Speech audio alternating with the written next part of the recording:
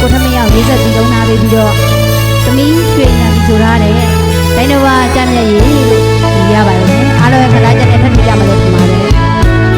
ဒီသချင်းလေးကိုနားထောင်ရင် YouTube မှာလည်းတင်ထားပေးပြီနော် YouTube မှာလည်းနားထောင်လို့ရပါလို့ရှင်